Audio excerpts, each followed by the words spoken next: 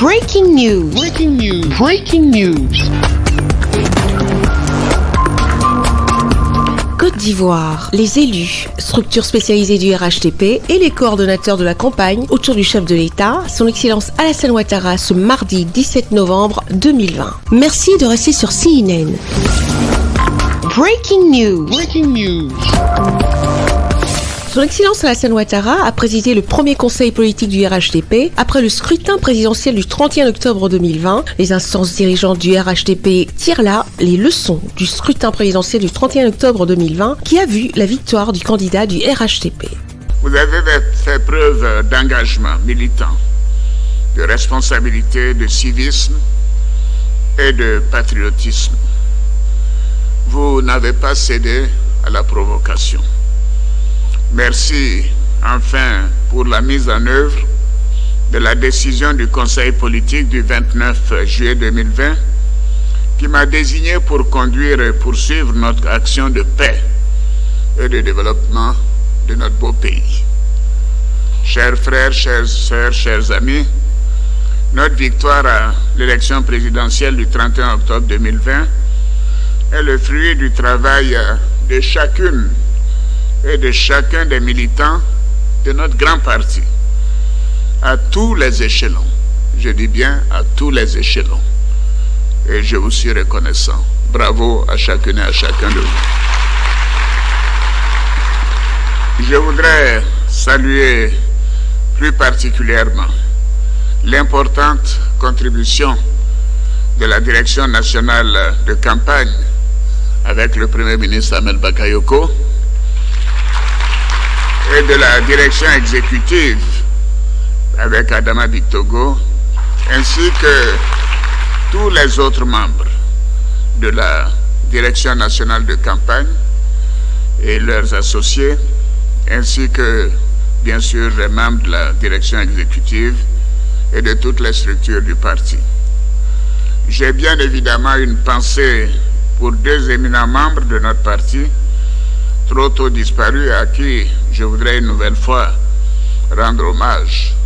Vous l'avez fait avant moi.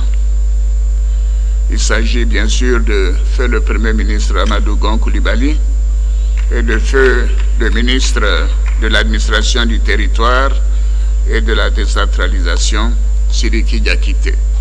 Que leur âme repose en paix. C'est alors que le président a répondu aux questions des militants, dont une question d'un jeune militant sur leur prise en compte. Je voudrais dire à mon fils Yao que j'ai bien noté le message. J'ai eu une réunion avec les responsables de tous les départements impactés. C'était le jeudi dernier. Et ils ont eu l'occasion de me faire le point. Et je peux vous dire que sur 13 départements où nous n'avons pas eu du tout de vote à cause du mot d'ordre de boycott actif et de désobéissance civile, nous avons eu 13 départements sur les 108. On peut dire que c'est pas important.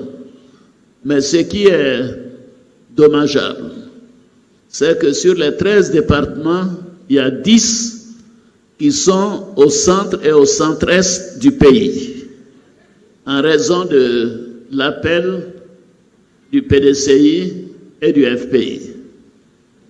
J'ai dit aux responsables que je ne comprends pas que le PDCI et le FPI puissent manipuler les jeunes alors que nous sommes au pouvoir. Oui, je le leur ai dit, et que par conséquent, dorénavant, ils doivent être avec les jeunes sur le terrain. Ils doivent leur donner les moyens de faire la politique.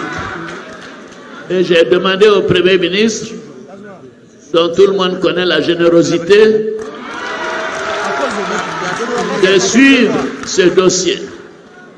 et de me rendre compte pour qu'on puisse en tirer toutes les conséquences. Nous devons nous occuper de notre jeunesse. Et donc, vous pouvez me faire confiance. Les femmes du RHTP, par la voix d'une militante, a posé le problème de leurs droits en société et dans leur quotidien. Son Excellence a répondu dans une ambiance bon enfant. Que ça plaise à certains hommes ou pas. Les femmes ont les mêmes droits, mais effectivement, vous avez raison. Quelquefois, pour acheter une maison, on dit, mais si une femme se présente pour acheter la maison, mais on dit, mais il faut le nom de votre mari sur la maison. Mais c'est pas vrai, une femme seule peut acheter sa maison. Et donc, je suis d'accord avec vous que le Premier ministre doit voir que le système judiciaire doit mettre en œuvre de manière plus efficace les nouvelles dispositions concernant le code de la famille qui donne l'autonomisation juridique à la femme. Oui. Bon, maintenant vous dites les femmes pour nourrir les maris, ça c'est pas... Je crois que jusqu'à présent on n'a qu'à se nourrir tous les deux, quoi. Alors, pour le travail des femmes, vous savez que la Première Dame fait un travail extraordinaire sur le FAFSI. Et nous sommes à 250 000 femmes qui bénéficient du FAFSI. Et nous avons comme objectif, dans les 5 ans, de passer à 500 000 femmes qui devraient être bénéficiaires du FAFSI. Et c'est pour cela que le montant du FAFSI a été programmé de passer de 20 milliards maintenant à 30 milliards en 2025.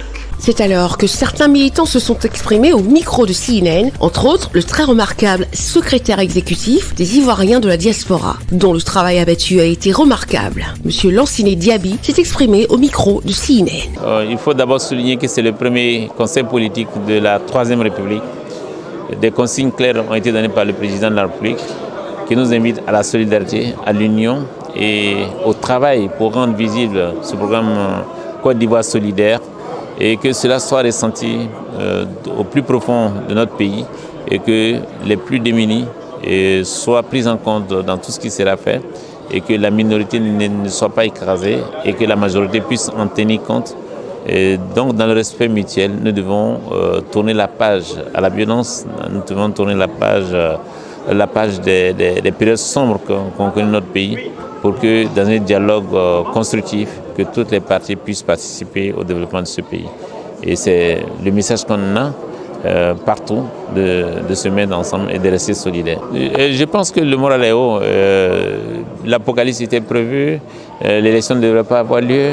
Le président ne devrait plus être président après le 31 octobre. On a vu que tout ça était que du vent et que les choses sont en place. La réalité étant, nous continuons de travailler et nous allons chercher à apporter des solutions concrètes aux difficultés que rencontrent les Ivoiriens. Pour moi, je crois que c'est vraiment une grande chose, une grande joie pour moi d'avoir entendu cela du président de la République. Et je sais que le président de la République, c'est un homme de parole, c'est un homme d'engagement et ça sera donc fait. En tout cas, nous partons confiants. Nous, les femmes, nous partons confiants. Nous sommes rassurés, en tout cas, par toutes ces paroles que nous avons entendues aujourd'hui. Et nous allons aller sur le terrain. Nous allons retourner voir nos parents. Moi, je retournerai voir donc mes parents du canton Gbalo en sud, du canton Zébo, pour donc leur apporter ce message que nous avons donc entendu cet après-midi, venant donc de notre président de la République, le premier président de la Troisième République de Côte d'Ivoire. En tout cas, je suis très content. Eh bien, c'était une adresse qui était extrêmement importante.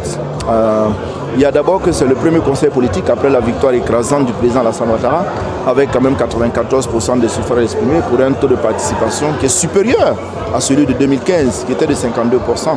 Et donc cette réunion était très importante.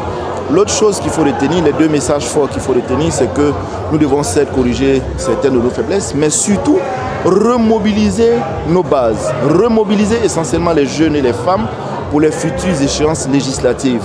Et le dernier message qui est très fort du président Alassane Ouattara nous a demandé de retourner chacun dans nos régions pour aller remettre les Ivoiriens ensemble, les aider à revivre ensemble, tendre la main aux autres pour que nous puissions continuer à travailler ensemble, vivre ensemble pour bâtir notre pays. En tendant la main à ses frères et dire qu'en dehors de la paix, il n'y a pas autre chose et que nous devons nous donner la main, nous devons aller dans le sens de l'apaisement, nous devons aller dans le sens de la sérénité pour que la Côte d'Ivoire amorce un développement véritable. On peut sans risque de se tromper dire que la famille RHDP a tiré toutes les conséquences des présidentielles à ce premier conseil politique du RHDP tenu ce 17 novembre 2020 à Abidjan. Merci d'être sur CNN, la télévision autrement. Les programmes se poursuivent. Retrouvez en ligne toute l'info en continu sur CWeb Info, 100% info, non-stop.